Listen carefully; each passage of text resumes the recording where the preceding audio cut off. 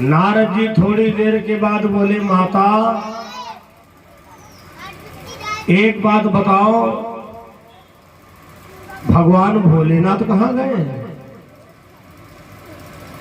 माता भवानी जी ने कहा, अरे नारद, वो तो नंदी पर सवार होकर के कहीं भक्तों की बिगड़ी बनाने गए होंगे।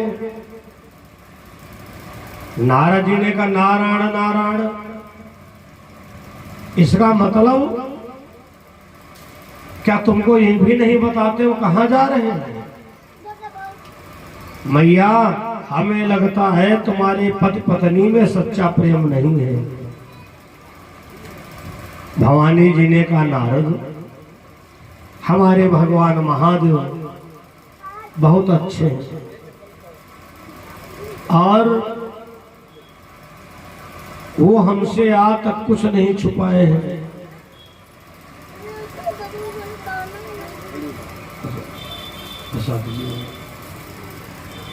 चढ़ा दो प्रसाद। धर्म पे सजनों, देवर्षि नारद ने कहा, माता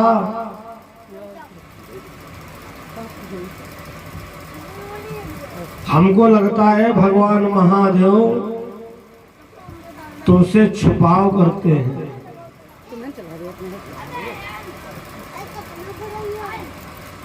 प्रसाद है तो लोगों को देखेगा। सजनों, देवर्षि नारद ने कहा, हमको लगता है तुम्हारे पति पत्नी में सच्चा प्रेम नहीं है। मैया ने कहा, नहीं नारद, हमारे भगवान महादेव बहुत अच्छे हैं। नारद ने कहा, अगर ऐसी बात है तो आज भगवान शंकर जी से पूछना कि बाबा तुम्हारे गले में जो मुंडों की माला है उसका रहस्य क्या है? क्या आज तक ये बात बताई? भवानी जी ने कहा, ना, हमको तो आज तक नहीं बताया। अब नारद जी ने कहा, ऐसे सोच लो, ये पुरुष लोग मतलब की बात नहीं बताएंगे और इधर उधर की बातों में बहका देते हैं। भवानी जी के संदेह पैदा हो गया। जब शाम को भगवान भोले बाबा आए तो माता भवानी बहुत दुखी है। हे भोले बाबा, आपको ऐसा नहीं करना चाहिए था। मैं आपको कितना मानती हूँ, हमको एक बात बताओ, कहाँ से लाए हो भोले मुंडवन की माला? कहाँ से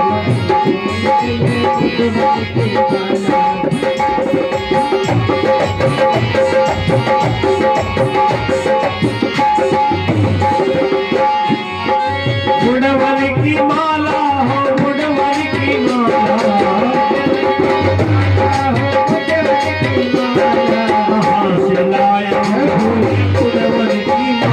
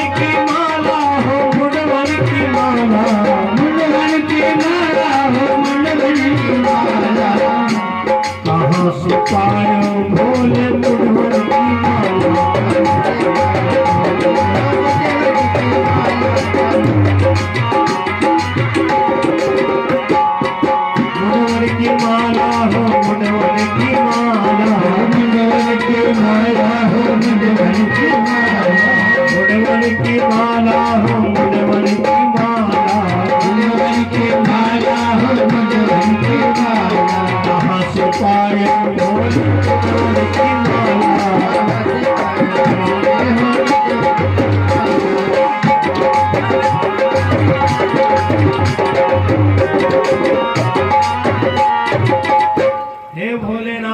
बताओ, जो तुम्हारे गले में मुंडों की माला है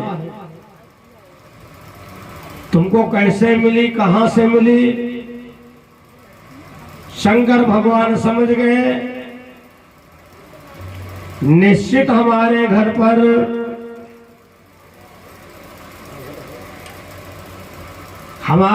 पर नारद जी का फेरा हुआ है। भगवान भोले बाबा ने कहा, देखो भवानी, नारद के चक्कर में ना पड़िए, वरना घर बंटाधार हो जाएगा। भवानी जी ने कहा, नारद जी का क्यों दोष देते हो? अरे कम से कम हमको पता तो होना चाहिए, जो तुम्हारे गले में मुंडों की माला है कैसी है? शंकर भगवान ने कहा, भवानी अगर तुम पूछी हो तो तुमको हम बता रहे हैं, ये जो हमारे गले में मुंडों की माला है और किसी की नहीं है। जब जब तुमने शरीर छोड़ा है तब तब हमने अपने त्रिशूल के द्वारा सर काटकर छेदन कर हमने माला बना करके पहना है। भवानी जी बड़ी खुश हुई, भाई इतना किसका पति चाहेगा कि मरने के बाद गले में धारण करे। कथा प्रेमियों, भवानी जी बड़ी खुश हुई। अगले दिन देवर्षि नारद फिर आए, नारायण नारायण। माता, तो भगवान शंकर जी ने क्या बताया? भवानी जी ने कहा, बताया क्या? अरे तुमने तो इतनी अच्छाई किया, हमको तो पता ही नहीं था हमारे भगवान शंकर जी को कितना चाहते हैं। उनके गले में जो मुंडों की माला है और किसी की नहीं है। जब जब मैंने अपना शरीर छोड़ा है तब तब त्रिशूल के द्वारा छेदन कर अपने गले में धारण किया है। नारद, तुमने बड़ा उपकार किया। अगर तुम ना बताते तो हम सोच भी ना पाते कि हमारे शंकर भगवान हमको इतना चाहते हैं। नारद जी ने कहा, माता फिर हम कहते हैं शंकर भगवान ने असली बात नहीं बताया। तुम क्यों बार बार मरती हो? शंकर भगवान क्यों नहीं मरते हैं? मैया ने कहा, खैर बात ये भी सही है। एक तरफ कहते हैं हम बहुत चाहते हैं, बहुत चाहते हैं, और दूसरी तरफ ये आज तक नहीं बताया कि हम बार बार क्यों मरती, वो क्यों नहीं मरते। ये बात तो आज मैं जरूर शंकर भगवान से पूछूंगी। जब शाम को भगवान महादेव आए, मैया भवानी फिर रूठी पड़ी हुई है।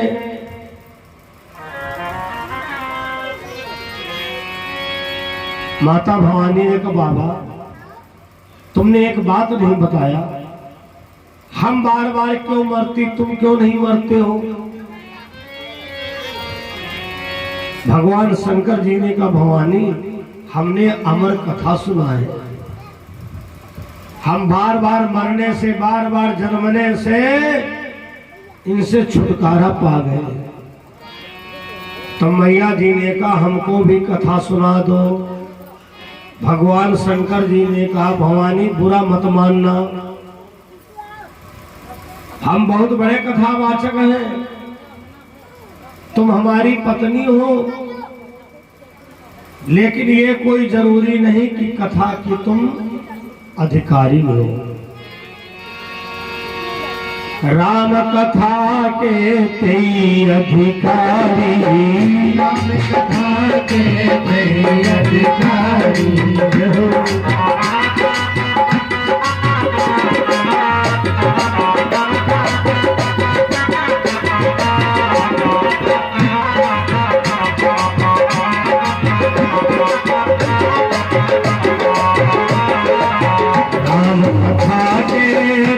अधिकारी, राम कथा के अधिकारी, राम कथा के तेई अधिकारी, राम कथा के अधिकारी, जिनके सत्संगति अति प्यारी,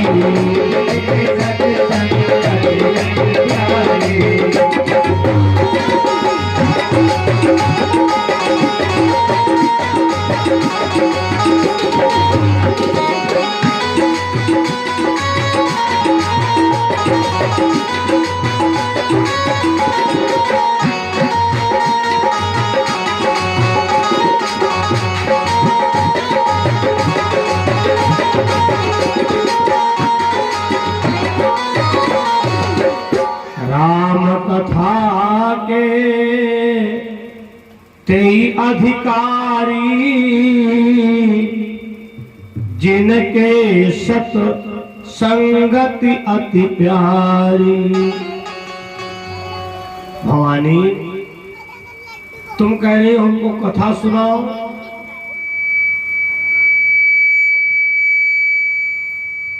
और कथा तुम कैसे सुनोगी?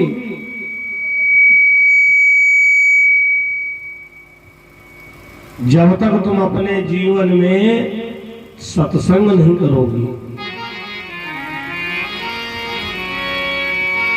बिन सत्संग विवेक न होई,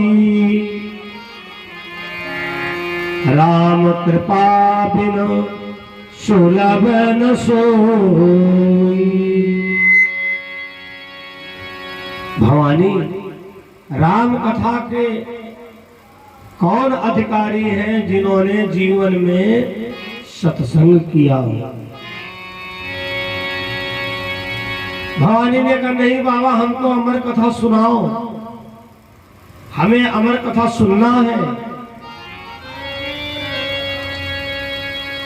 अमरनाथ लेकर के माता भवानी को गए और वहां पर जाकर के भगवान भोले बाबा ने डमरू बजा दिया। जब डमरू बजा दिया तो जितने जीव जंतु थे सब भाग गए, लेकिन एक तोती नहीं भागी। तोती के पेट में बच्चा था। जब दोबारा डमरू बजा तो तोती ने बच्चे का जन्म दे दिया। तीसरी बार डमरू बजने के बाद अगर कोई वहां पर मिल जाता, पशु पक्षी जीव जंतु, तो भगवान शंकर के त्रिशूल के द्वारा मारा जाता। तो तीसरी बार डमरू बजे उसके पहले ही तोती अपने बच्चे को खोह में छोड़ दिया और अपने प्राणों को बचाने के लिए भाग पड़ी। तोती का बच्चा गुफा में है और भगवान भोले बाबा कहते, भवानी अब हम कथा आरंभ करने जा रहे हैं। समझ में आए वहां तक हूं हूं करती रहना, और जब ना समझ में आए तो कह देना, बाबा यहाँ पर हमारे कथा समझ में नहीं आई। श्रोता भक्ता ज्ञान निधि, कथा राम कै गूढ़। भगवान की कथा बड़ी गूढ़ है। श्रोता भक्ता दोनों ज्ञानी होनी चाहिए। भगवान भोले बाबा ने कथा आरंभ किया। माता भवानी यजमान बनी है, लेकिन वही बात राम कथा के तेई अधिकारी, जिनके सत्संग गति अति प्यारी।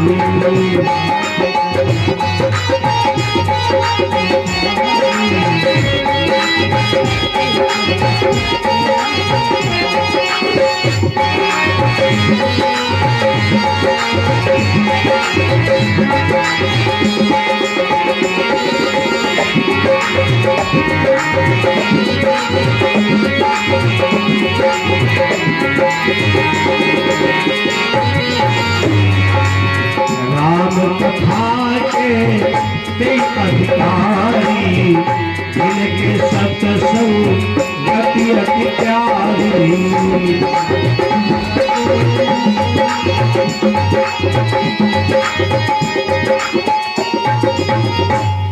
राम कथा के ते अधिकारी, जिनके सत संगति अति प्यारी। कथा शुरू हो गई। कथा भगवान शंकर जी सुना रहे हैं। उनकी पत्नी माता भवानी कथा सुन रही हैं। लेकिन भवानी के सिवा एक व्यक्ति और सुन रहा है, वो है तोती का बच्चा। धीरे धीरे उस तोती के बच्चे को चेतना आने लगी। भगवान शंकर जी पूछते हैं, भवानी कथा समझ में आ रही है? तो भवानी जी कहती थी हूं। क्या कथा समझ में आ रही है? तो माता भवानी हर बार जवाब देती थी, हाँ बाबा कथा समझ में आ रही है। धर्म प्रिय सज्जनों,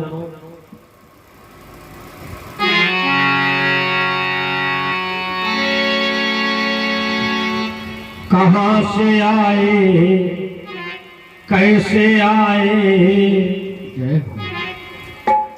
कोई गारंटी से नहीं बता सकता कि इसके पहले हम जन्म में कौन थे। चीटा थे, चीटी थे, कुकुर थे, बैल थे, सूकर थे, लेकिन थे तो कुछ ना कुछ जरूर। कहां से आए, कैसे आए, ये किसी को मालूम नहीं। कौन बूंद मोती बन जाए, मेघ को मालूम नहीं। कहां से आए, कैसे आए, कहां से आए, कैसे आए, ये किसी को मालूम नहीं। कौन बूंद मोती बन जाए, मेघ को मालूम नहीं। कहां से आए,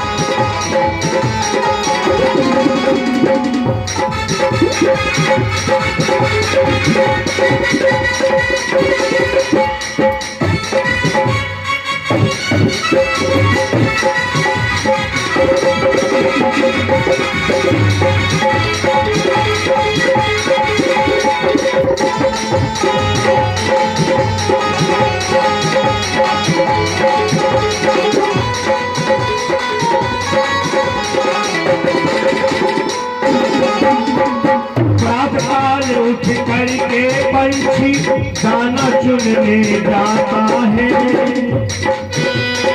छोड़ घोंसले में बच्चों को दूर देश चल देते हैं।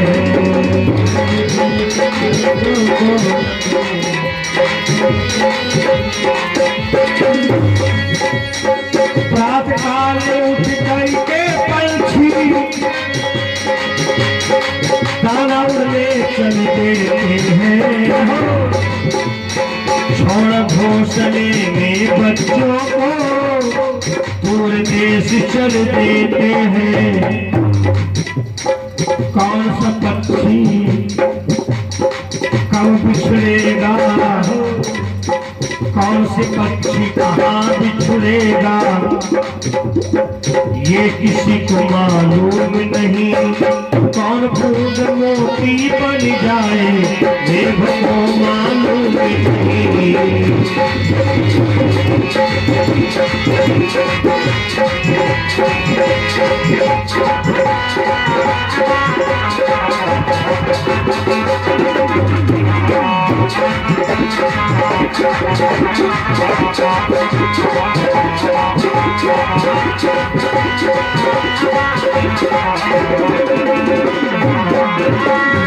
तो अनजाने राही मिलकर, तो अनजाने राही मिलकर संपत्ति सूत्र में बंधते हैं, साथ साथ अपने जीवन की नैया को वो खेलते हैं। जब शादी होती है तो दूल्हा दुल्हन अनजाने राही होते हैं। उनका कोई और खानदान, उनका कोई और खानदान, उनका कोई और शहर, उनका कोई और शहर, और कितनी उम्मीदें लेके विवाह करते हैं। साथ साथ अपने जीवन की नैया को देते हैं। कौन सा साथी कब बिछड़ेगा, संपत्ति तो मालूम नहीं। कौन बूंद मोती बन जाए, मेघ को मालूम नहीं।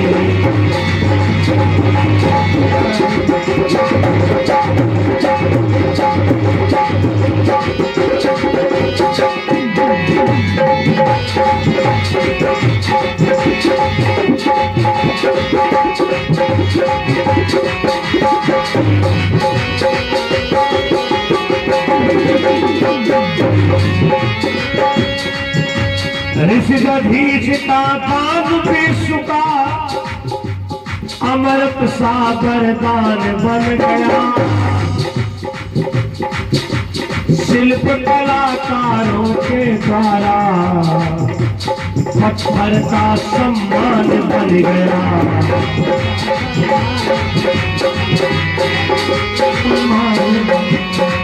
वारे वाह महात्मा दधीच का दान, ऋषिगधीश का दान विश्व को अमृत सागर दान बन गया।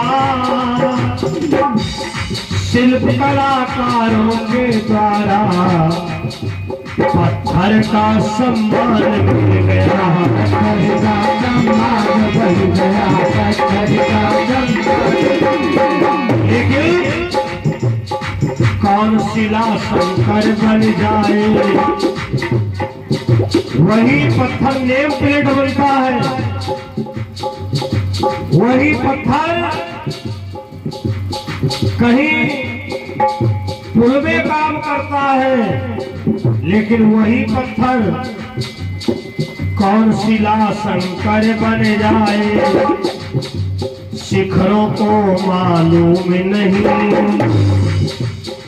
कौन बूंद मोती बन जाए, देव को मालूम नहीं।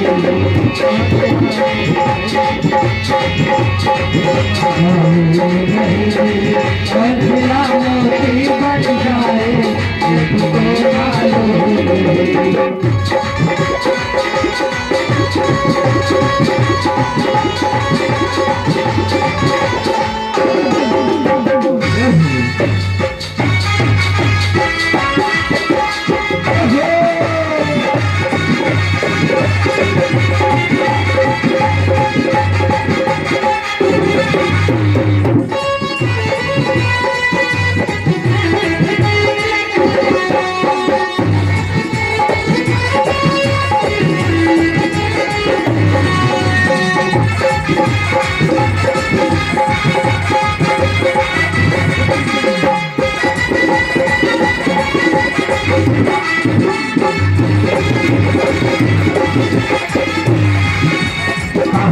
आए, कैसे आए, कहाँ से आए, कैसे आए, ये किसी को मालूम नहीं।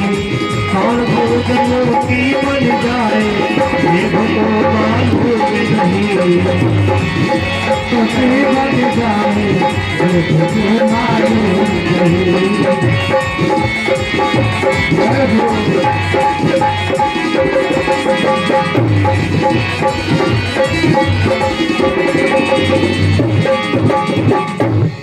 राम कथा के तेई अधिकारी, जिनके सत संगति अति प्यारी। भगवान भोले बाबा पूछते हैं, भवानी क्या कथा समझ में आ रही है? तो भवानी जी कहती हूँ। धीरे धीरे तोती का बच्चा चैतन्य होने लगा। तो जब उसके समझ में आया तो क्या देखा कि कुछ हो रहा है, कुछ हो रहा है। लेकिन जब मैया हूं बंद करती तो ये बंद हो जाता है। तोती के बच्चे ने विचार किया, अगर हूं बंद तो कथो बंद। तो तोती का बच्चा जो है ना, माता भवानी के हूं में हूं मिलाना शुरू किया, ट्यूनिंग करना शुरू किया। शंकर भगवान कहते हैं, भवानी कथा समझ में आ रही है? तो तोती का बच्चा कहता अब तो भवानी जी को और नींद आने लगी। पहले तो इनको हूं करना पड़ता था, अब हूं करे ना हूं पहले निकल जाए। आराम से निश्चिंत होकर के सो गई। बाबा जब पूछते थे क्या कथा समझ में आ रही है, तो मैया तो टाप गिर डाले सो रही है। तो तोती का बच्चा कहता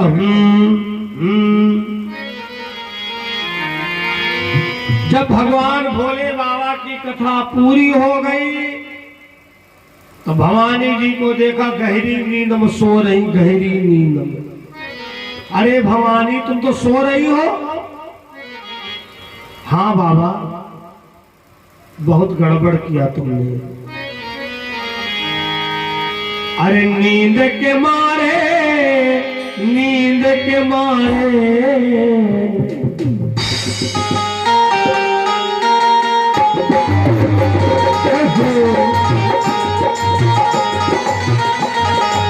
नींद के मारे, हाँ नींद के मारे, नींद के मारे, हाँ नींद के मारे।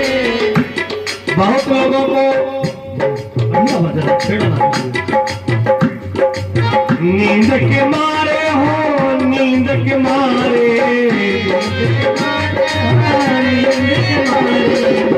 ना जाने कितने लोग बढ़िया दोपहर में सो रहे होंगे करके। अधूरी कथा छोड़ गई नींद के मारे, अधूरी कथा छोड़ गई नींद के मारे, अधूरी कथा छोड़ गई नींद के मारे, है नींद के मारे, नींद के मारे, है नींद के मारे, नींद के मारे हो, नींद के मारे, अधूरी कथा छोड़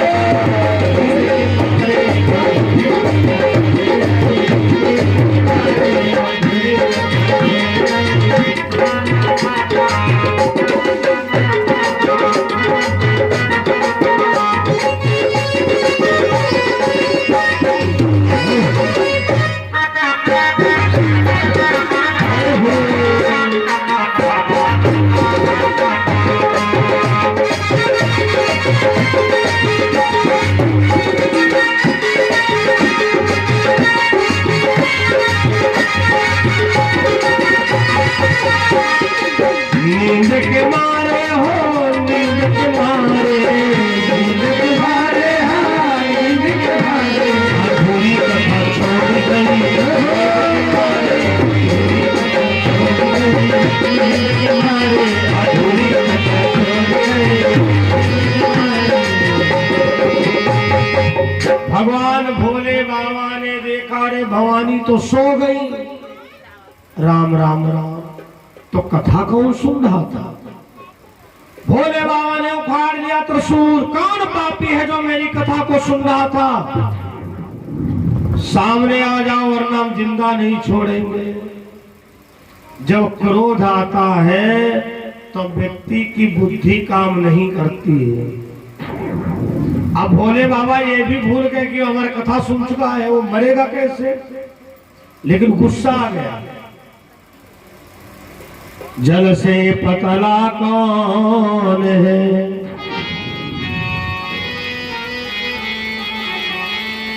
कौन भूमि से भारी, कौन अग्नि से तेज है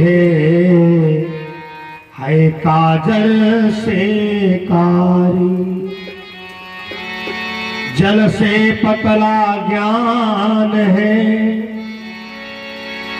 और पाप भूमि से भारी। अगर पानी से पतला है दुनिया में तो ज्ञान है। जल से पतला ज्ञान है और पाप भूमि से भारी। क्रोध अग्नि से तेज है कलंक काजल सो काई। कलंक जो है काजल से भी काला होता है। पाप जो है धरती से भी वजन ज्यादा है। भगवान शंकर जी ने उखाड़ लिया त्रिशूल, हम जिंदा नहीं छोड़ेंगे। कौन है? सामने आओ। तोती का बच्चा खो से निकल पड़ा और फड़फड़ाता हुआ भाग पड़ा। आगे आगे जा रहा है, पीछे पीछे भगवान शंकर जी जा रहे। कहां जाओगे? आगे व्यास भगवान का आश्रम था। उनकी पत्नी माता वसुमती संध्या के समय श्रृंगार कर रही थी और तब तक जमुआई आ गई। तो जमुआई आ गई तो तोती का बच्चा उनके उधर में चला गया, मतलब पेट में चला गया। भगवान शंकर जी ने दरवाजे पर त्रिशूल गाड़ दिया। देखता हूं कितनी देर तुम उनके पेट में रुकोगे। तोती के बच्चे ने कहा, बाबा जब तक तुम जाओगे तब तक हम पैदा नहीं होंगे। 1-2 दिन नहीं, 12 साल तक भगवान शंकर व्यास मुनि की कुटिया के बाहर बैठे रहे और तोती का बच्चा वो जन्म ही नहीं लिया। 12 साल बाद व्यास भगवान तपस्या करके आए। क्या देखा? देवादिदेव महादेव भगवान शंकर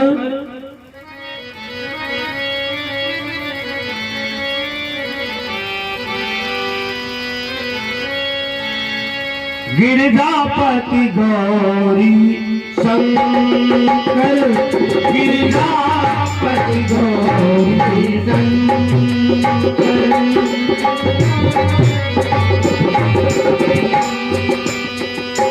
गिरिजापति गौरी शंकर, गिरिजापति गौरी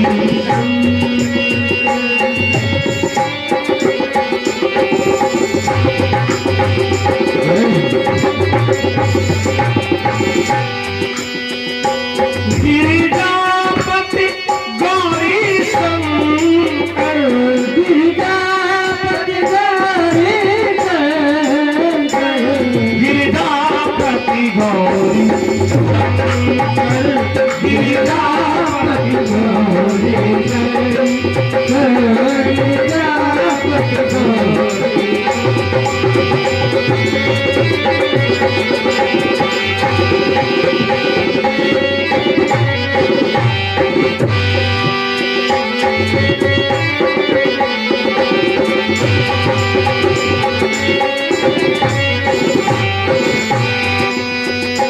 गिरिजापति गौरी शंकर, गिरिजापति गौरी शंकर, गिरिजापति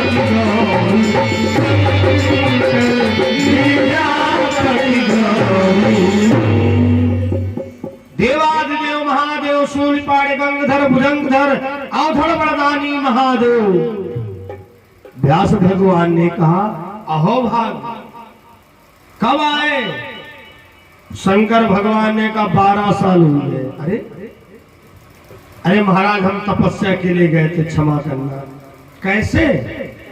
अरे व्यास जी हमारा दुश्मन तुम्हारी पत्नी वसुमती के पेट में है। व्यास जी ने कहा तो हमारी अवस्था क्यों देख के हमारी पत्नी के पेट फाड़ देते? अरे शंकर भगवान का दुश्मन तुम संत महात्मा का क्या हमदर्द होगा? कोई पापी होगा, राक्षस होगा? भोले बाबा के एकदम बुद्धि चकराई।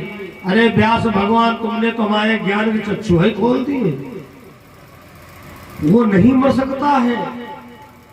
व्यास भगवान उसने अमर कथा सुनी है, जहां मैं उसको आशीर्वाद देता हूं 18 पुराण 4 वेद 6 शास्त्रों का ज्ञाता होगा।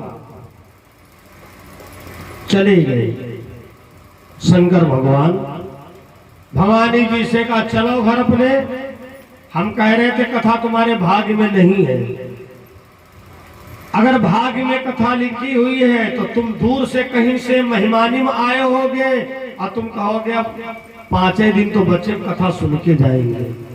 और तुम्हारे भाग्य में अगर नहीं होगा तो भले तुम बगल में रहते हो कथा के, कोई ना कोई बहाने तुम वहां से चले जाओगे, अपने वहां से आने को नहीं पाओगे। कथा भी सबको सुनने को नहीं मिलती है? राम कथा कहते ही अधिकारी जिनके सत्संगति अति प्यारी। माता भवानी को घर लेकर के आए और उधर माता वसुमती ने भैया पुत्र का जन्म दिया। पुत्र का जन्म हुआ।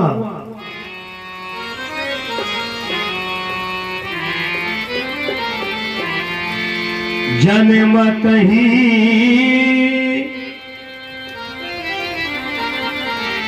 जग दुख निरखी,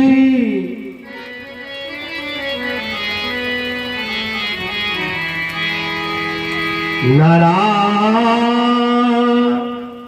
लपेट अंग,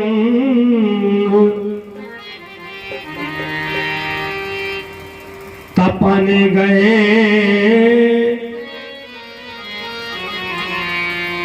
सुखदेव जी।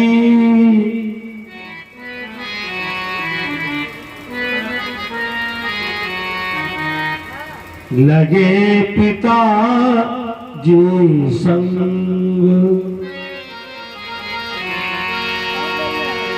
जब जन्म हुआ तो सारा शरीर मनुष्य का है, उस बच्चे की नाक जो है तोता की है। व्यास गद्दी पर तोते का क्यों सगुन होता है? क्योंकि ये सुखदेव के अवतार माने गए हैं। बोलो सुखदेव भगवान की जय हो। थोड़ा और धीरे बोलो। आज 2 दिन तो हो ही गए, 5 दिन बचे हैं। बोलो भागवत महापुराण की। जब जन्म हुआ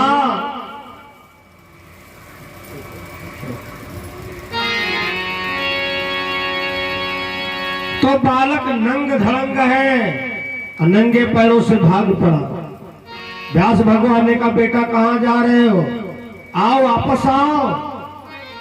तो उसने कहा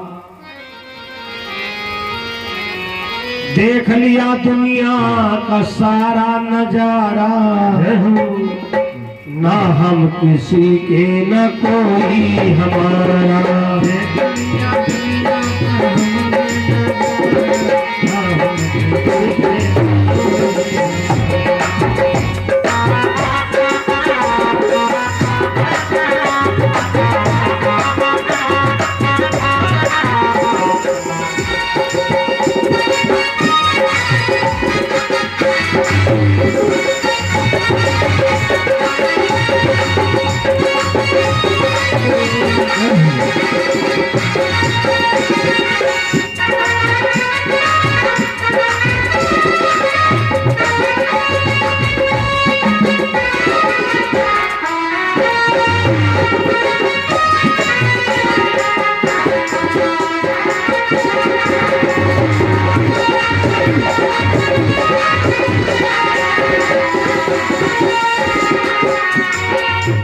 झूठी है दुनिया अरे झूठा सहारा, झूठे दुनिया झूठा सहारा, झूठी है प्रीति और झूठे हैं नाते, झूठे प्रीति झूठे हैं नाते, झूठे ये रिश्ता ये झूठा दशहरा, झूठे रिश्ते झूठा दशहरा, मतलब में संसार प्रीति लगाए, मतलब में संसार प्रीति लगाए, संसार भी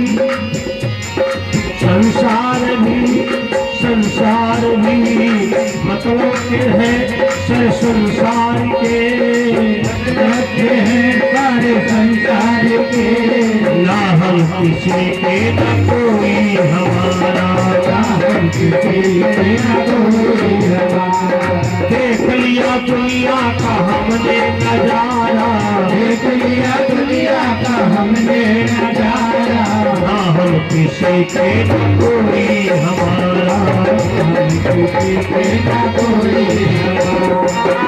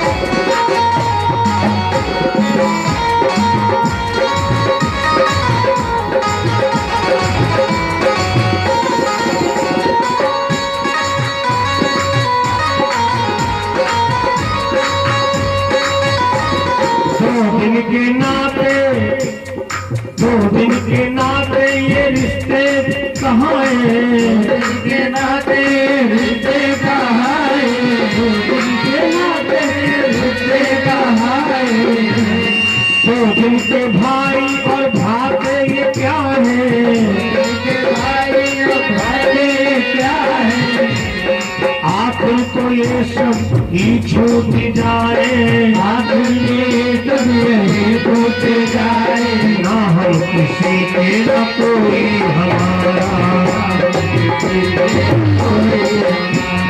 देख लिया दुनिया का हमने नजारा, देख लिया दुनिया का हमने नजारा, ना हम किसी के न कोई हमारा, दुनिया का हमने नजारा, ना हम किसी के न कोई, ना हम किसी के न कोई हमारा। सुखदेव महाराज जन्मते ही भैया भाग पड़े, पीछे पीछे व्यास भगवान, कहाँ जा रहे बेटा, वापस आ जाओ, वापस आ जाओ। व्यास महाराज जी से कहा क्यों हमारा पीछा कर रहे हो? अरे व्यास जी ने कहा हम तुम्हारे पिता हैं, तुम हमारे लड़का हो। सुखदेव भगवान ने कहा व्यास भगवान तुम इतने बड़े विद्वान होते हुए, ज्ञानी पुरुष होते हुए, और तब भी तुम ऐसा बोल रहे हो।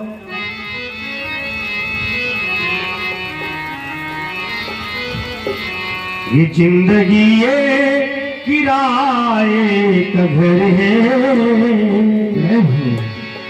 जिंदगी ये किराए का घर है, एक न एक दिन बदलना पड़ेगा, जिंदगी एक किराए का घर है, एक न एक दिन बदलना पड़ेगा।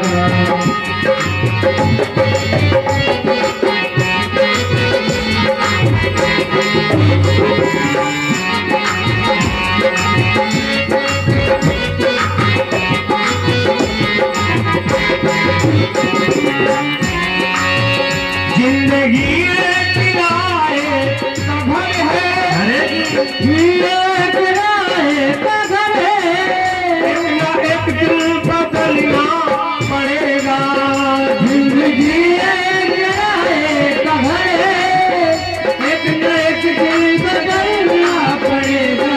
अरे मौत जब तुमको आवाज देगी, मौत में तुमको आवाज देगी, घर के बाहर निकलना पड़ेगा। मौत में तुमको आवाज देगी, घर के बाहर निकलना पड़ेगा।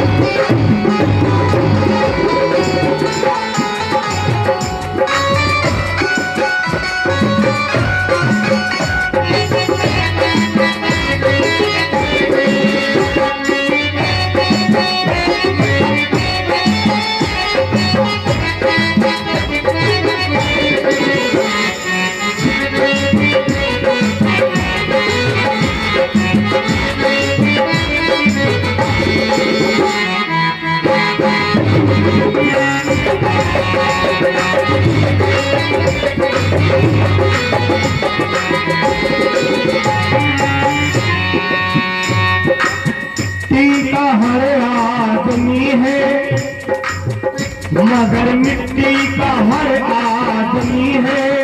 हो न मरने के बाद भी यही है, मगर मिट्टी का हर आदमी है, हो न मरने के बाद यही है। हो ये जमी पर फिर तुरबत पर, ये जमीन पर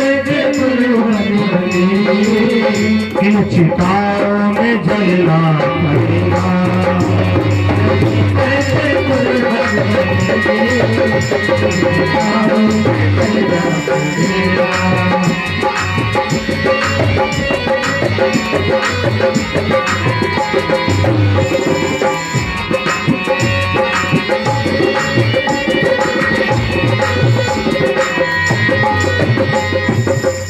सुखदेव महाराज ने कहा, हे व्यास भगवान, कहां दुनिया के चक्कर में पड़े हो, जाओ भगवान का भजन करो जाकर। लेकिन व्यास जी की आत्मा नहीं मानी, जिधर जाते थे उधर ही वापस जाए।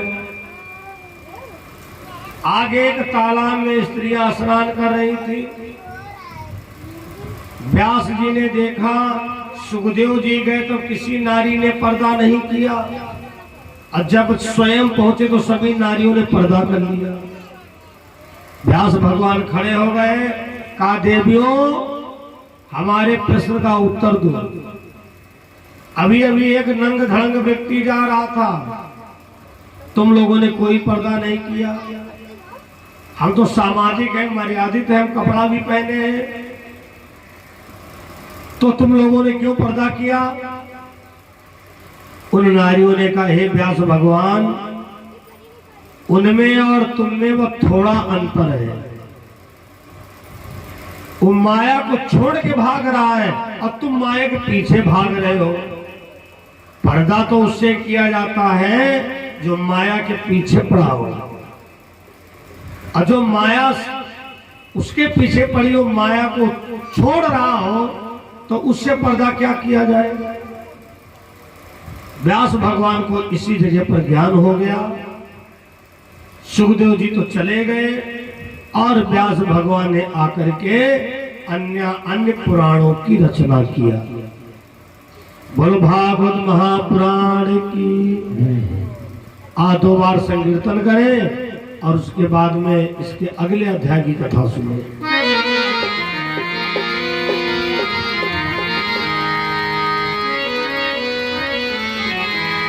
बड़भा के बिहारी लाल की, सावले सरकार की, सावरे से दिल को लगा के तो देखो, दुनिया से मन को हटा।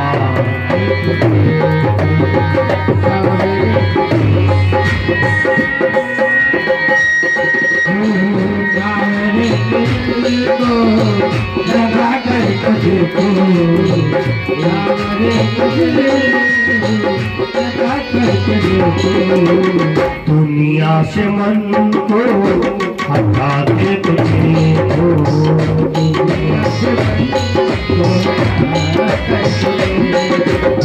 बड़ा ही दयालु है उपा के बिहारी, बड़ा ही दयालु है उपा के बिहारी, बड़ा ही दयालु है उपा के बिहारी, बड़ा ही दयालु है उपा के बिहारी, बड़ा ही दयालु है उपा के बिहारी, बड़ा ही दयालु है उपा के बिहारी।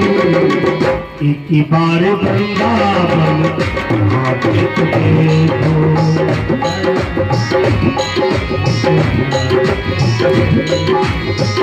एक बार वृंदावन जाके तो देखो, एक बार वृंदावन जाकर तो देखो, सावरे को देखो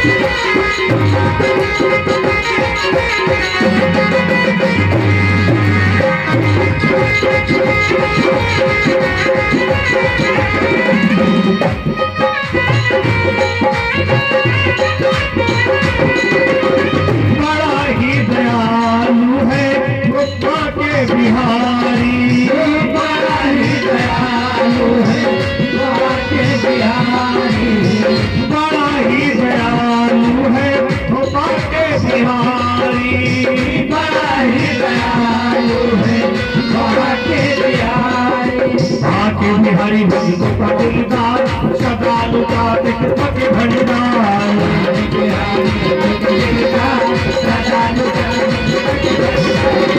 बाके बिहारी भक्तों के दिलदार है, बाके बिहारी भक्तों के दिलदार है, सदा लुटाते हैं कृपा के भंडार, सदा ही लुटाते हैं कृपा के भंडार। एक बार वृंदावन आके देखो, एक बार वृंदावन आकर देखो, सावरे से दिल को लगा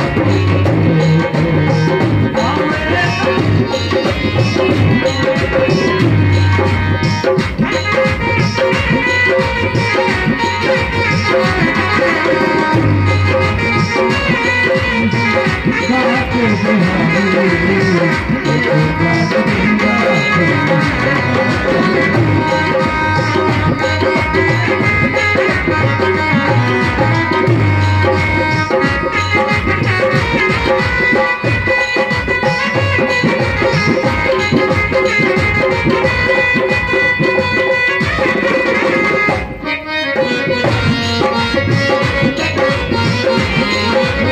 कोई श्याम सुंदर से जाके तो कहे दो, कोई श्याम सुंदर से जाकर तो कहे दो, कोई श्याम सुंदर से जाके तो कहे दो, कोई श्याम सुंदर से जाकर तो कहे दो। भूला क्यों दिया हमें, भूला क्यों दिया हमें नजरे मिलाते, भूला क्यों दिया हमें नजरे मिलाते, भूला क्यों दिया हमें अपना बना के, भुला क्यों दिया मुझे अपना बना के, दुनिया से मन को हटा के तो देखो, दुनिया के मन को हटा कर तो देखो, सामने से दिल को लगा के तो देखो,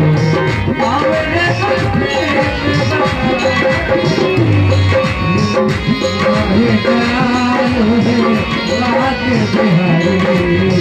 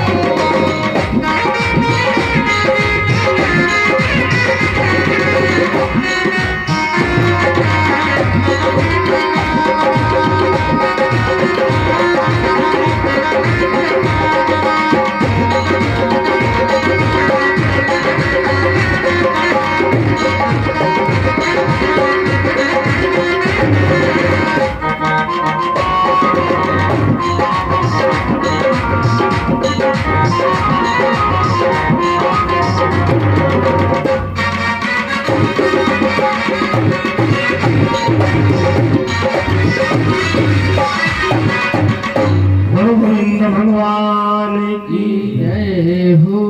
सुखदेव महाराज हिमालय पर्वत पर आकर तपस्या करने लगते हैं।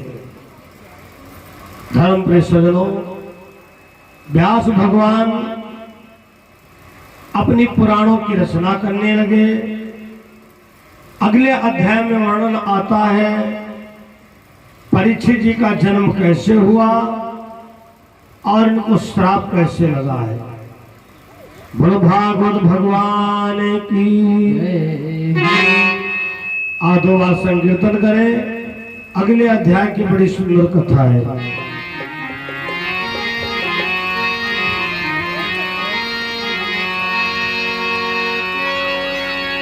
हो लगे दुल्हा सा दिलदार शाम रे। जरा पब्लिक वाला कैमरा भैया यूट्यूब प्रभारी जी तैयार रखिएगा। जितने लोग पंडाल में बैठे लगभग हमको लगता सभी के वहाँ कान्हा जी हैं। नहीं कान्हा जी है तो दुर्गा जी को मानते हैं, शंकर जी को मानते हैं। सब पूजा पाठ से संबंधित है। तो जब हम किसी देवता का श्रृंगार करते हैं, बड़ी मस्ती में गाइएगा, थोड़े थोड़े हाथ उठा करके थोड़े थोड़े करतल ध्वनि जरूर बजाओ। इतनी ताली बजाओ भजन में, इतनी ताली बजाओ, थोड़ा बहुत जो बचा है बेचारा वो भस्म हो जाए। इंडिया वाले भगा के मानेंगे, बिल्कुल चिंता ना करो। तेरा किसने किया श्रृंगार सांवरे, तेरा किसने किया श्रृंगार सांवरे, तेरा किसने किया श्रृंगार सांवरे। लगे दुल्हा सा दिलदार सांवरे, लगे दुल्हा सा श्रृंगार सांवरे। बोलो द्वारिकाधीश भगवान की जय हो। हमारे द्वारिकाधीश महाराज सामने बैठे हुए हैं, शुभम जी, जरा इनका भी ध्यान रखना।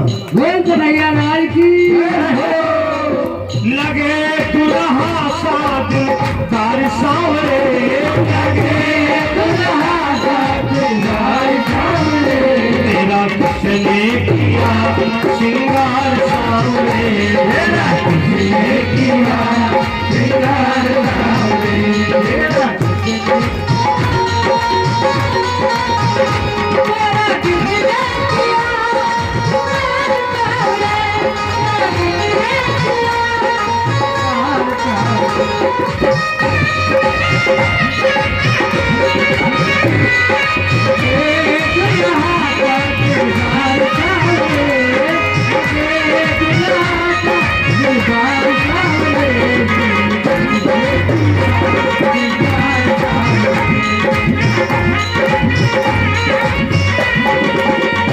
देखो, हम देख रहे कुछ लोग बजा तो रहे हैं, लेकिन जैसे साबुन से हाथ होते हैं। थोड़ा इनका एक्सरसाइज करिए, टाका लगा के। इतनी ताली बजाओ इस क्षेत्र का जितना मच्छर है सब भाग जाए। तेरा किसने किया श्रृंगार सांवरे, तेरा किसने किया श्रृंगार सांवरे, लगे दुल्हा सा दिलदार सांवरे, लगे दुल्हा सा दिलदार सांवरे, तेरा किसने किया श्रृंगार सांवरे, तेरा किसने किया श्रृंगार सांवरे।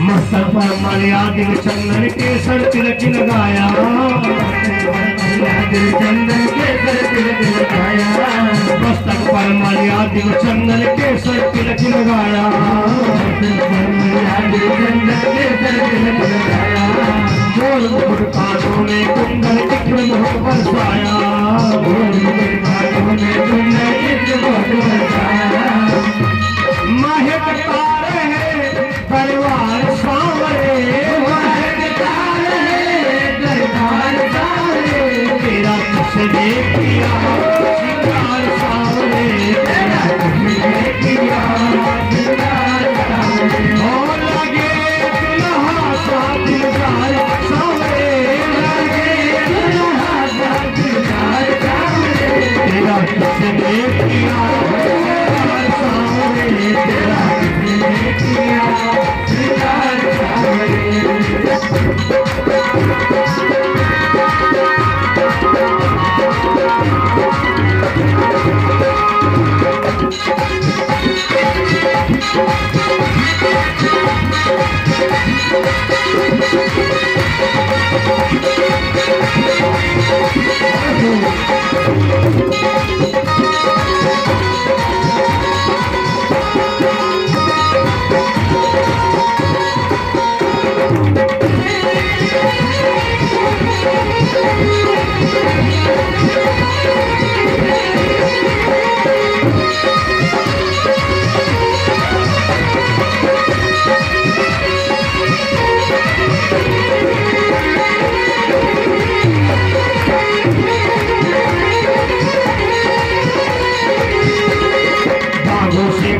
चुनकर सुंदर हार उठाया बाबू से करिया चुनकर सुंदर हार उठाया बाबू से करिया सुंदर हार उठाया रहे सलाम दोनों हाथों को जिसने तुम्हें सुनाया रहे सलाम हाथों को जिसने तुम्हें सुनाया ओ सजा पे रहे परिवार सांवरे तेरा किसने किया श्रृंगार सांवरे तेरा किसने किया श्रृंगार सांवरे तेरा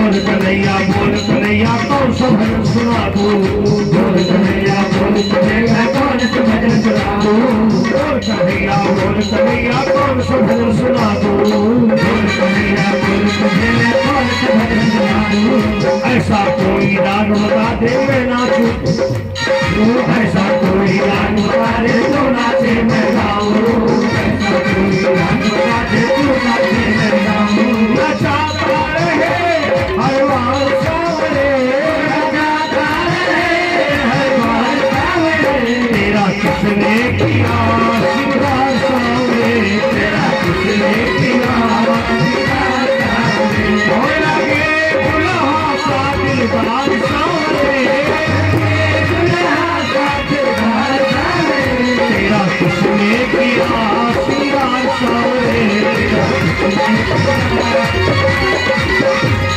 किसने किया श्रृंगार सांवरे तेरा किसने किया श्रृंगार सांवरे भगवान के बिहारी लाल की जय हो भागवत महापुराण की जय हो धर्म प्रिय सज्जनों, अगले अध्याय में वर्णन आया है कि परीक्षित महाराज का जन्म कैसे हुआ, जिन्होंने इस भागवत को सुना है। कथा प्रेमियों, परीक्षित महाराज इसका जन्म किस प्रकार हुआ है? कौरव पांडव में आपस में विवाद चल रहा था। दुर्योधन पांडवों को हिस्सा नहीं देना चाहता है। दुर्योधन जो है पांडवों को हिस्सा नहीं देना चाहता है। और गोस्वामी बाबा क्या लिखते हैं? जहां सुमति तहां संपत्ति नाना,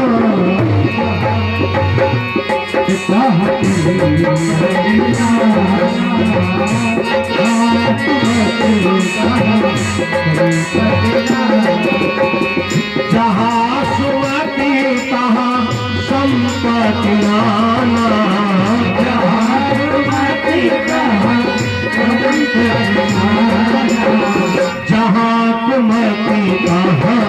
विपत्ति निधाना,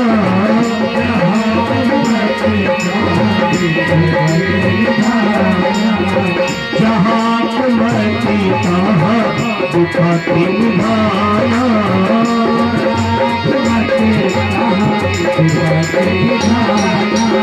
जहां कुमति तहां विपत्ति निधाना,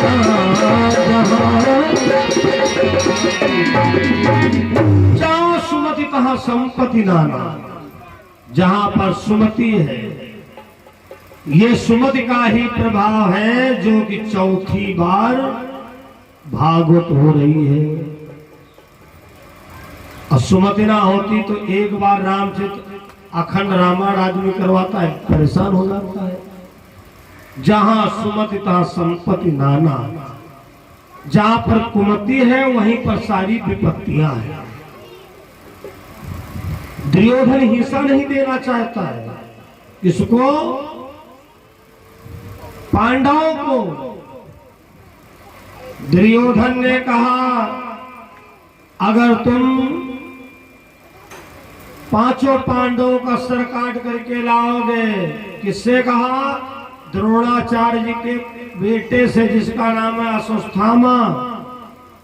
प्यार से लोग द्रोणी कहते थे। उधर से द्रोणी तलवार लेकर के चला और इधर भगवान पांचों पांडवों को वहां से लेकर के चले गए पशुपति बाण लेने। क्योंकि बिहारी जी का एक नियम है,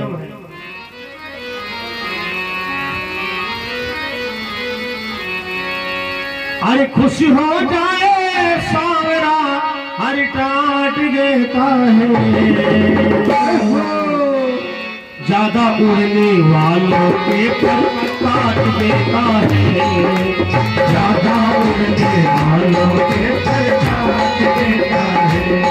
पर काट देता है, पर काट देता है, पर काट देता है, पर काट देता है।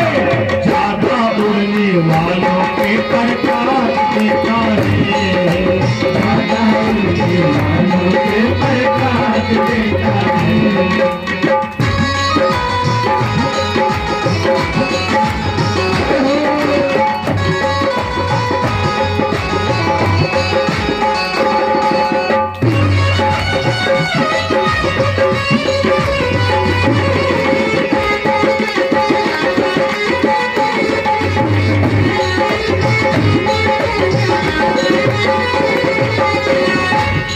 इस दर पे कभी भी आना, इस दर पे कभी भी आना, और चाहो खुशियाँ पाना, चाहो खुशियाँ पाना, और बनकर सखा सुदामा चरणों में शीश झुकाना, बनकर सखा सुदामा चरणों में शीश।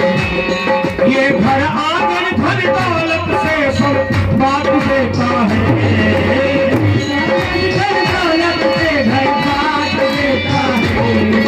ज्यादा उड़ने वालों के पर काट देता है। ज्यादा उड़ने वालों के पर काट देता है।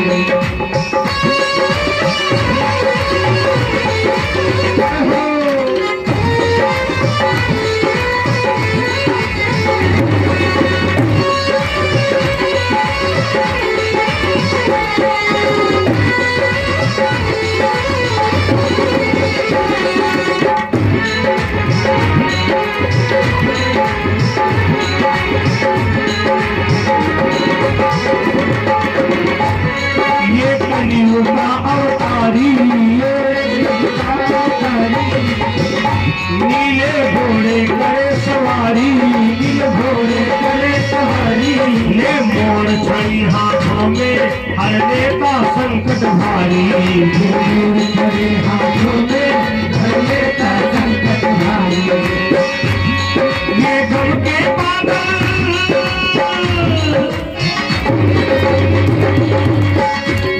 ये गम के बादल कली कली सो छाप देता है, ज्यादा उड़ने वालों के पर काट देता है, ज्यादा उड़ने वालों के पर काट देता है। हो जाएगा रहो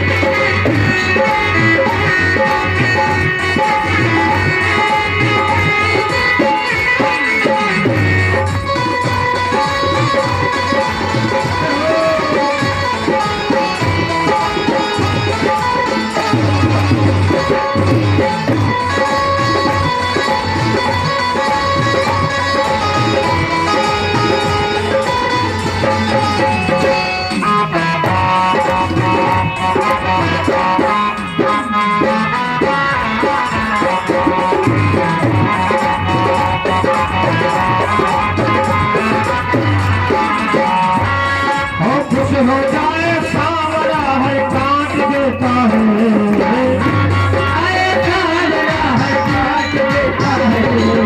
ज्यादा उड़ने वालों के पर काट देता है, ज्यादा उड़ने वालों के पर काट देता है, ज्यादा उड़ने वालों के पर काट देता है। नजरे है इनकी बाकी, इनकी बाकी, और प्रेम से देखो झांकी, प्रेम से देखो झांकी, और याद सदाए रखना ना करना तुम चालाकी, याद सदाए रखना ना करना तुम चालाकी। ये चालाकी,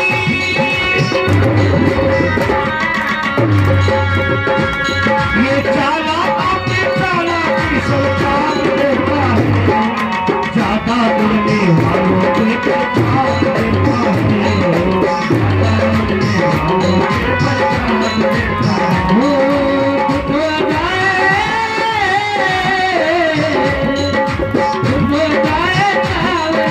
काट देता है, ज्यादा उड़ने वालों के पर काट देता है, ज्यादा उड़ने वालों के पर काट देता है।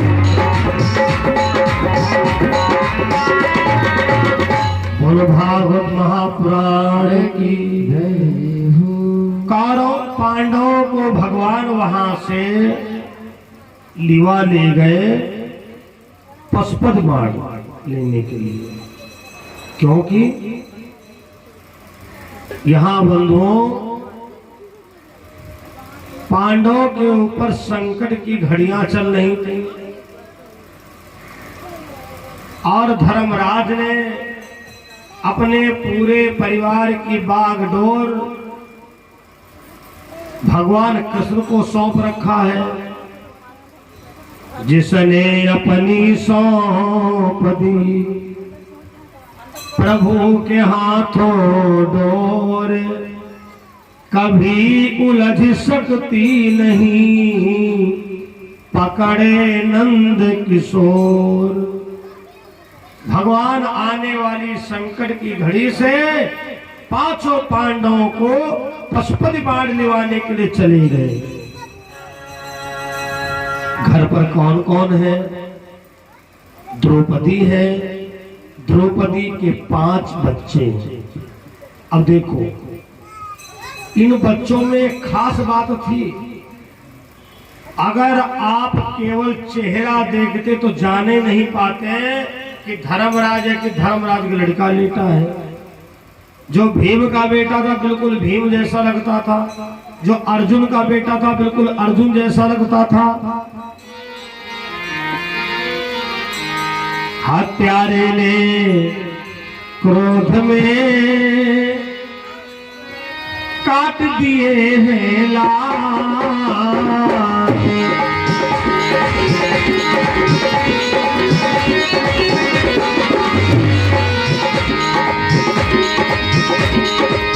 उन पांचों के शीश ले निकल चला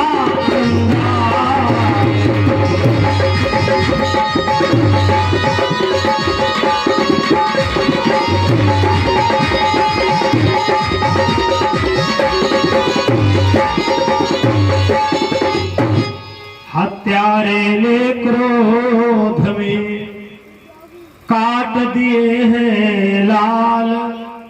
उन पांचों के शीश ले निकल चला चंडाल। आज पांचों बच्चों के सर काट लिया द्रोणी ने। पांडवों को समझकर उसने ये जाना है भीम लेटे हैं, अर्जुन लेटे हैं, सहदेव लेटे हैं।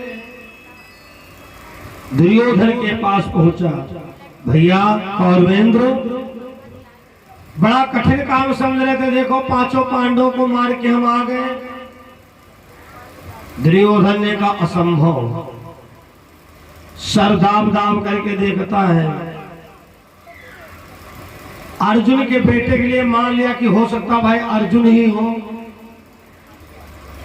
नकुल सहदेव, जब भीम का नंबर आया तो दुर्योधन ने डपट करके कहा द्रोणी ये भीम नहीं है, ये भीम का लड़का है। भीम की इतनी नाजुक खोपड़ी नहीं है, चले जाओ सामने से। और उधर देरों में खूनी बह रहा था, हर अबला पड़ी रो रही थी।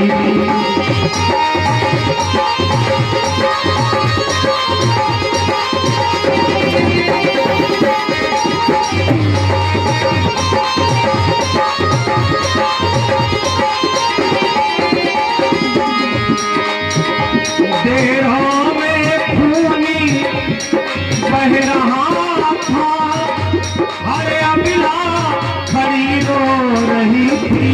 हर अबला खड़ी रो रही थी, हर अबला खड़ी रो रही थी। द्रौपदी बाल बिखराए हुए, द्रौपदी बाल बिखराए हुए, बच्चों पर पड़ी रो रही थी।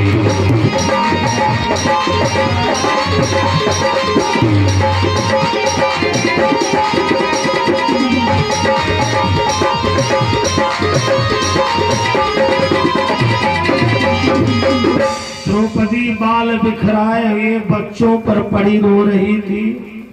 द्रौपदी के पांचों बच्चे मरे हुए पड़े हैं। जिस समय द्रौपदी गई क्या देखा है भगवान, इन बच्चों ने किसका क्या बिगाड़ा था। तब तक भगवान श्याम सुंदर पशुपति बाण निभा करके आ गए। जिसके घर इतनी बड़ी घटना घटी हो तुम उसके घर में जाके मुस्की लगाओ। अब भगवान करेगा कि मुस्की की आदत ना छूटे।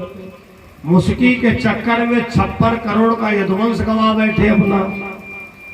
भाई गंधारी के 100 बेटा मरे पड़े थे। अब भगवान कृष्ण आंगन में जाकर के मुस्कुराने लगे। मुस्कुरा तो इसलिए रहे थे, देखो 5 गांव नहीं दिया, दुनिया से चले गए। गंधारी ने देखा, ए कृष्ण तुम भगवान हो, इससे क्या मतलब है। मैं तुमको श्राप देती हूं, हमारे 100 बेटा मरे हैं, तुम हंस रहे हो, और तुम्हारा 56 करोड़ का वंश एक ही दिन में मरेगा, तब बताना दर्द क्या होता है। भगवान तब भी मुस्कुराए।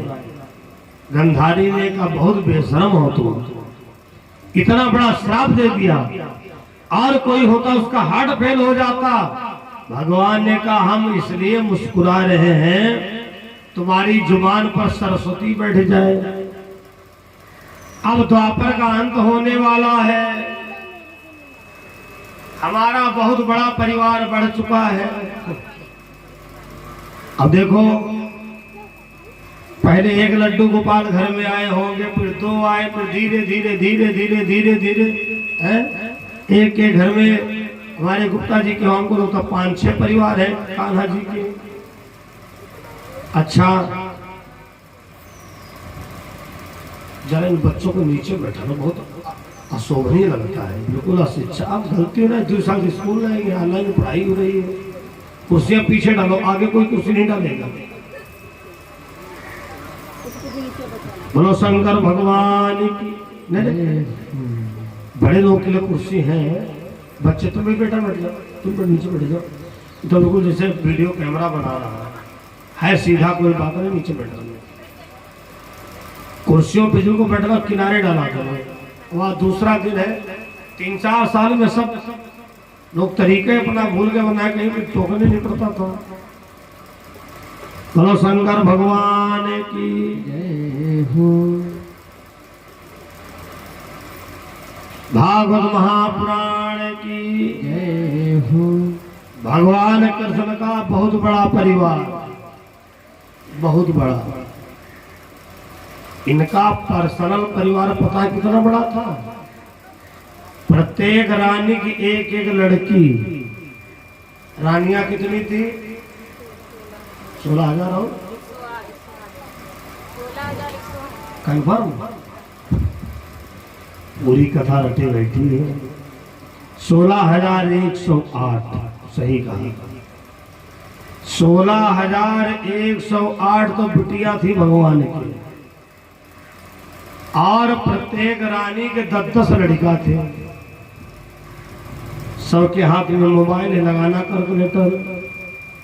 16,108 × 10, इतना बड़ा परिवार। लगाया हेड बैठे हुए PWD के बोले जैसे डामर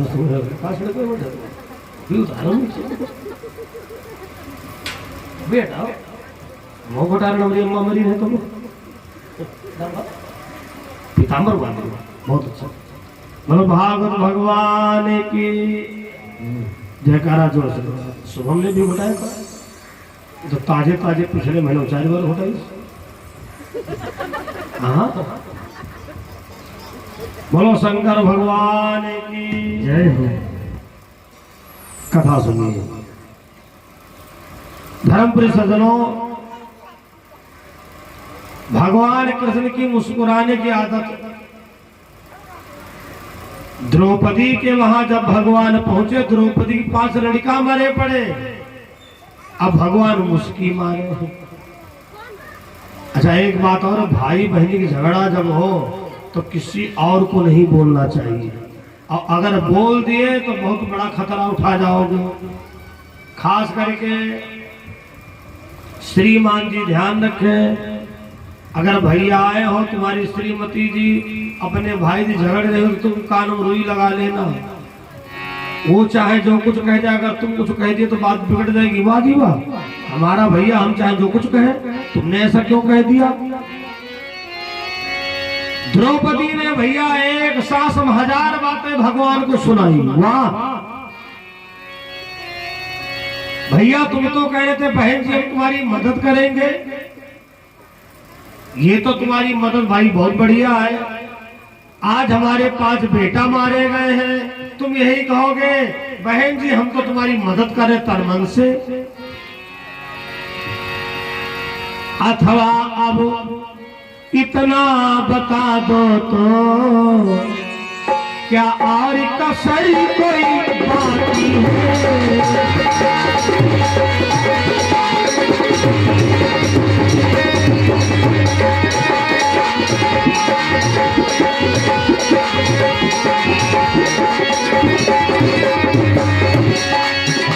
मोहन के आंखें दीवानी, नटवर बोलो क्या है अथवा इस खेल तुम्हारे में, अथवा इस खेल तुम्हारे में क्या और कसर कुछ बाकी है।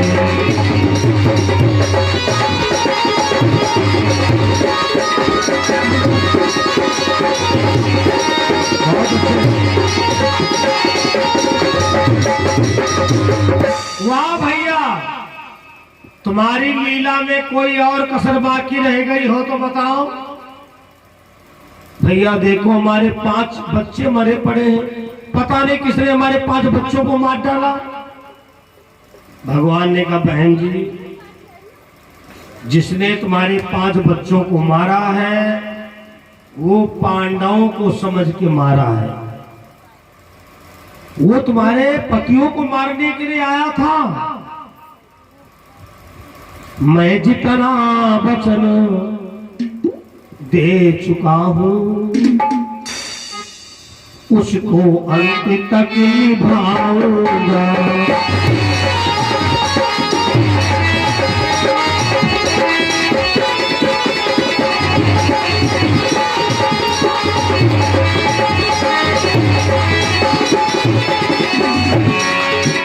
मैं जितना वचन दे चुका हूँ उसको अंत तक निभाऊंगा।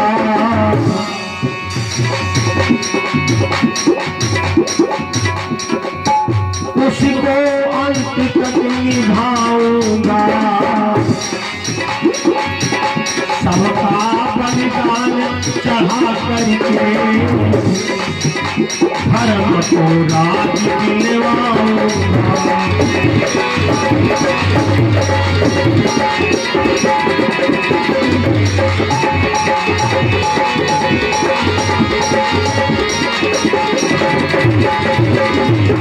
बहन जी, मैंने जितना वचन दिया है उसको अंत तक निभाऊंगा। एक बार धर्मराज को राज सिंहासन पर बैठा लूंगा। द्रौपदी का थोड़ा गुस्सा कम पड़ा। अर्जुन ने सोचा एक तो बात कन्हैया में है, चाहे जितना व्यक्ति गुस्से में हो लेकिन मुस्कुराहट के आगे गुस्सा ठंडा पड़ जाता है। अर्जुन ने कहा द्रौपदी रोना धोना बंद करो।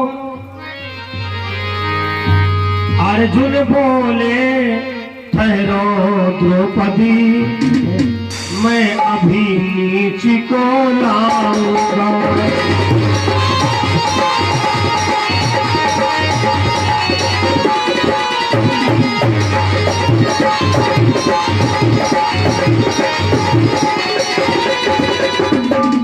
अर्जुन ने कहा मैं आज शाम तक तुम्हारे बच्चे के बधि को लेकर के आऊंगा, नहीं आया तो आज के बाद हम तुमको मुंह नहीं दिखाएंगे। भगवान ने कहा फिर जल्दी चलो। भगवान कृष्ण और अर्जुन दोनों लोग चले पता लगाने के लिए। वो द्रोणी जंगल में बैठा हुआ है। जैसे भगवान को देखा तो लंबी लंबी दाढ़ी, लंबी लंबी जटा बढ़ा लिया। अर्जुन ने कहा कन्हैया, अभी अभी हमने देखा द्रोणाचार्य जी का पुत्र, और हमको तुमको देखते देखते इसने भेष बदल लिया।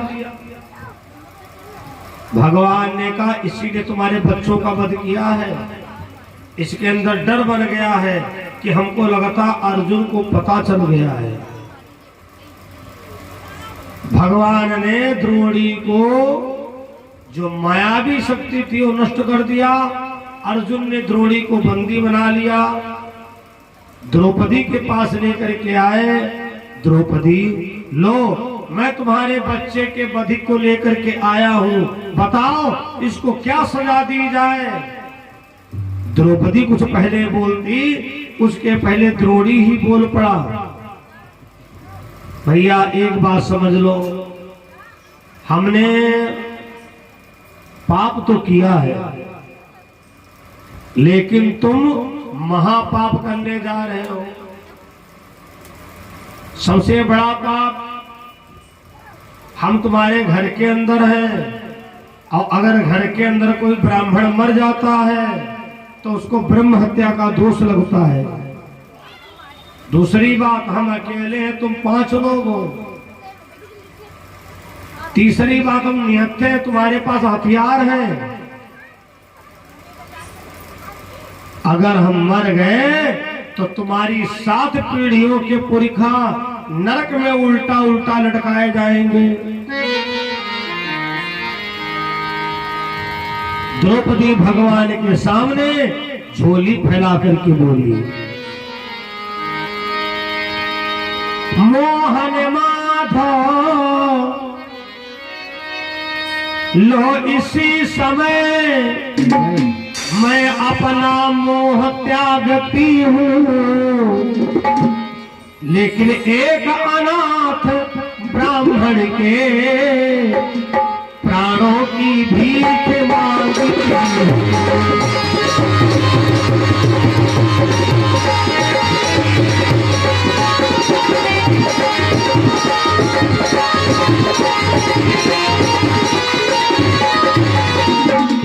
भैया, मैं एक ब्राह्मण के प्राणों की भीख मांग रही हूँ। भगवान ने कहा, द्रौपदी धन्य हो, इसी ने तुम्हारे 5 बच्चों का वध किया है। भगवान ने उसके मस्तक से मणि निकलवा लिया, 5 जगहों से जो सर घुटवा दिया और उसको छोड़ दिया। विचार करता है द्रोणी, अगर आज के दिन पर एक पंडा ना होता, पांडव ना होता, तो ब्राह्मण का अपमान नहीं होता। इसने अभिमन्यु की पत्नी के गर्भ था। अभिमन्यु की पत्नी का नाम पता होगा सबको, पता है किसी को? नहीं पता है? पता है? हाँ, 2-3 लोग बोले हैं। अभिमन्यु की पत्नी का नाम था उत्तरा। कथा प्रेमियों, अभिमन्यु महाभारत में मर चुका है और इसकी पत्नी के पेट में बच्चा है। ये पांडव वंश का आखिरी सितारा है। अगर ये बच्चा मर गया तो पांडव वंश खत्म। द्रोणी ने मंत्र शक्ति के द्वारा उत्तरा के गर्भ को जलाना शुरू कर दिया। उत्तरा रोती हुई आई, प्रभु मामा मामा, ये गर्भ बाल भीतर ही जलता जाता है।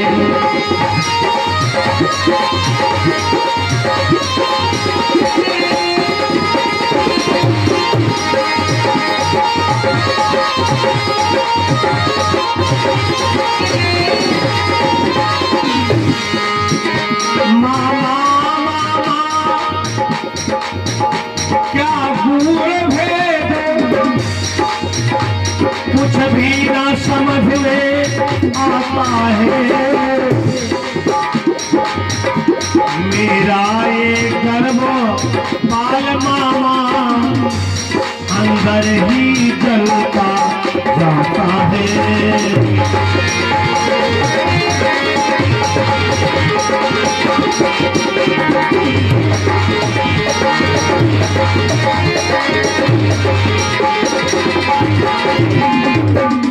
मामा, पता नहीं क्या बात है, हमारा गर्भ अंदर ही अंदर जल रहा है।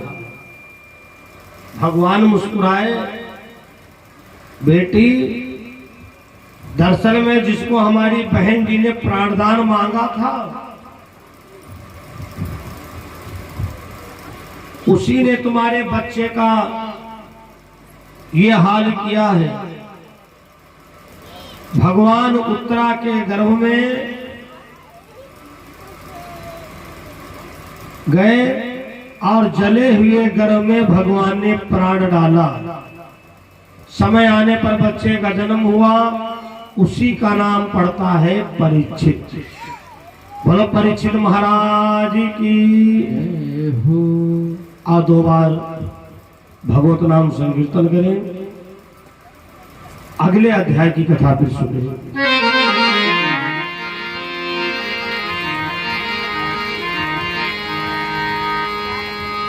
बोलो सद्गुरुदेव भगवान की जय।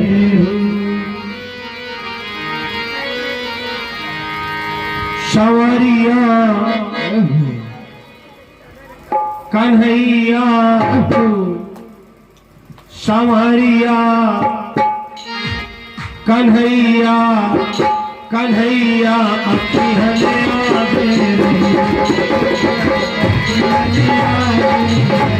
संवरिया अखी हले आगे हो कन्हैया कन्हैया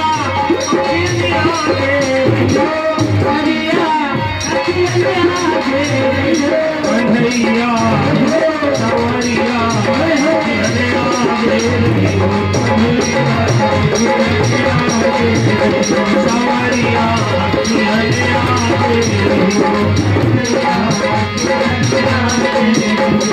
राधे राधे राधे गोविंद राधे राधे राधे राधे राधे गोविंद राधे राधे राधे राधे गोविंद राधे राधे राधे भागवत महापुराण की जब परीक्षित जी का जन्म हुआ, धीरे धीरे बड़े हुए,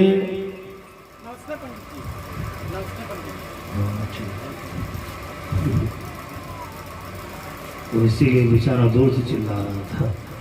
बोलो भागवत महापुराण की जय।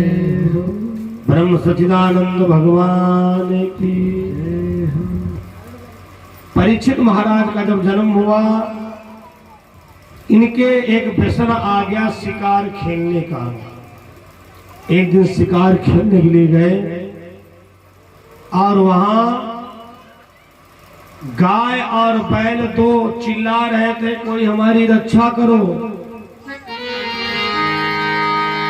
राजा परीक्षित ने कहा, अरे दुष्ट, हमारे होते हैं तुम गाय को नहीं परेशान कर सकते हो। कौन है मेरे सामने आए। राजा परीक्षित ने जब ललकार लगाया तो कलयुग सामने आ गया। राजन, हमारा नाम कलयुग है, हम इन दोनों को इसलिए परेशान कर रहे हैं कि हमारे युग में ये कुछ नहीं होना चाहिए। पूजा पाठ, मंदिर, देवालय, गुरुद्वारा, कथा भागवत,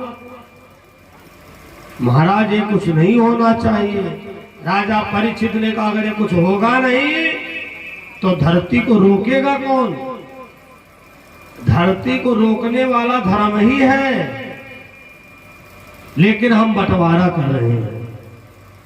राजा परीक्षित ने कलयुग को कितने स्थान दिया है, उसके अलावा कलयुग कहीं नहीं है। कहां कहां कलयुग है। पहला स्थान है मदिरा का, जिसका प्रभाव आप लोगों ने देखा भी है बीते दिनों में। सारी दुनिया बंद रही लेकिन ठेका पहले खुला। क्यों? ये कलयुग का मुख्य स्थान है महाराज। कलयुग जिस जगह पे मदिरा चलती हो, वो जगह तुम्हारी कलयुग है। एक कलयुग जहां पर मदिरा का सेवन होता हो, वो जगह तुम्हारी है। दूसरा स्थान क्या दिया?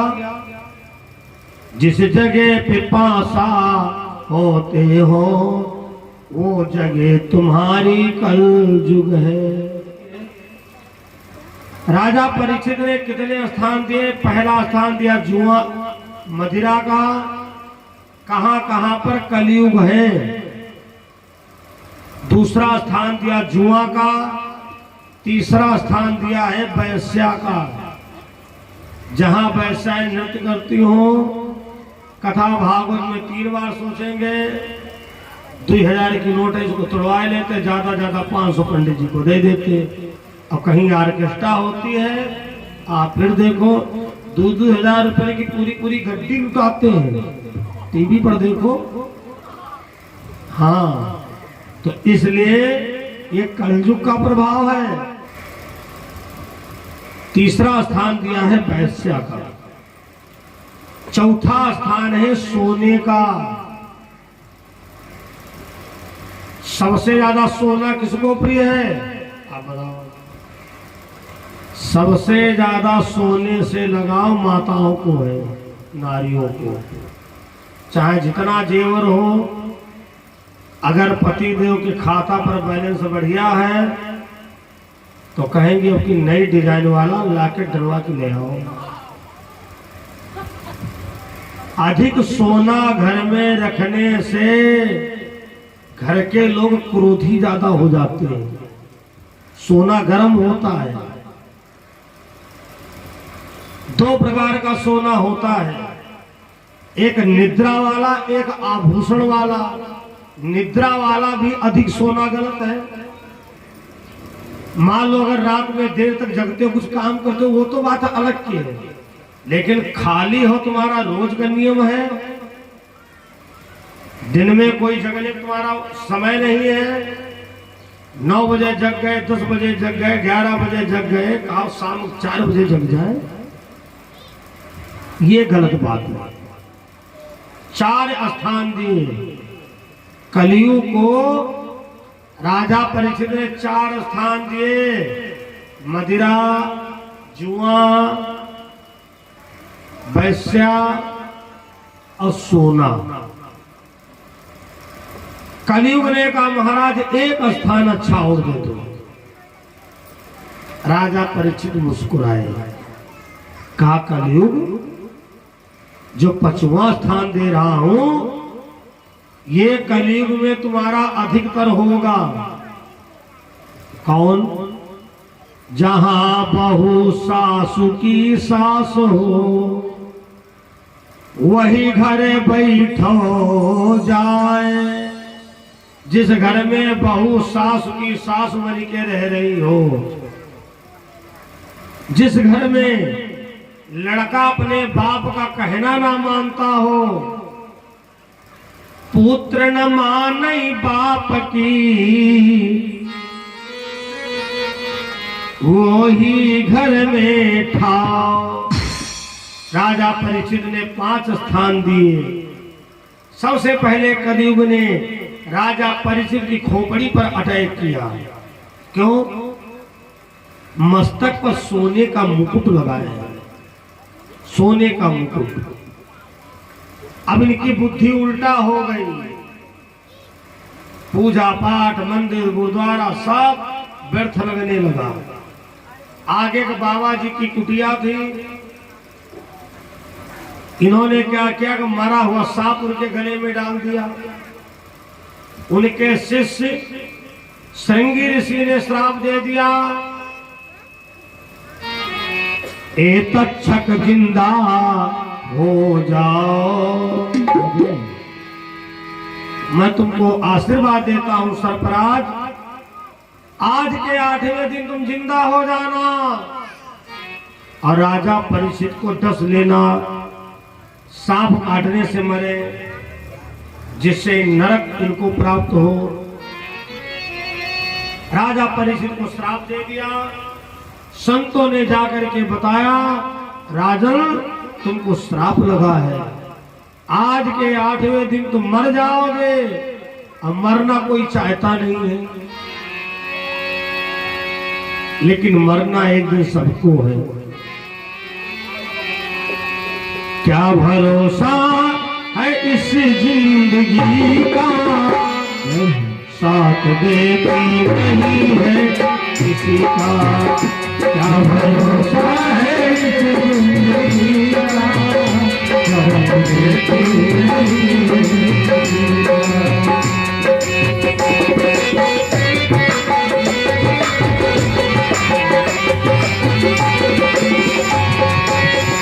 क्या भरोसा है इस जिंदगी का, क्या भरोसा देती नहीं है किसी का, भरोसा है जिंदगी का, साथ देती नहीं है। सांस रुक जाएगी चलते चलते, सांस रुक जाएगी चलते चलते, समा बुझ जाएगी चलते चलते, सांस रुक जाएगी चलते चलते, समा बुझ जाएगी दम निकल जाएगा रोशनी का, दम निकल जाएगा रोशनी का, साथ देती नहीं है किसी का।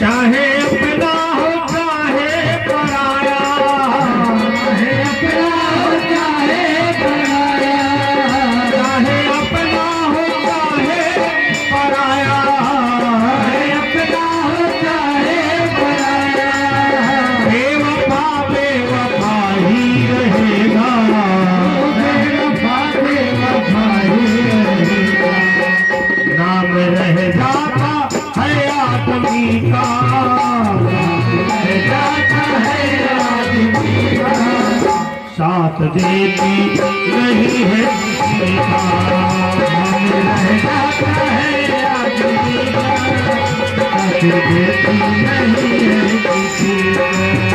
क्या भरोसा है इस जिंदगी का, क्या भरोसा है जिंदगी का, साथ देती नहीं है किसी का, क्या भरोसा है जिंदगी का, साथ देती नहीं है किसी का।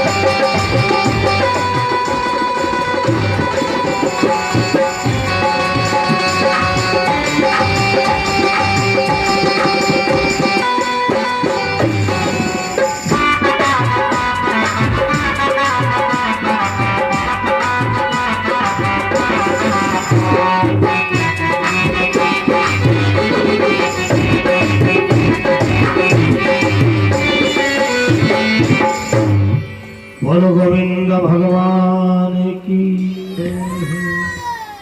ब्रह्म सच्चिदानंद भगवान की। कथा प्रेमियों, आज राजा परीक्षित को जब पता चला हमें श्राप लगा है, राजपाट छोड़कर गंगा जी के किनारे बैठे हुए हैं। देवर्षि नारद ने बताया कि राजन, तुम 7 दिन की भागवत सुन लो। किसके द्वारा सुने? नारद जी ने कहा, अगर सुखदेव जी के द्वारा तुम भागवत सुनो तो तुम्हारा कल्याण होगा। देवर्षि नारद सुखदेव जी को लिवा करके आए और इस प्रकार से भागवत शुरू होती है। हरे राम राम राम राजा राम राम राम, हरे राम राम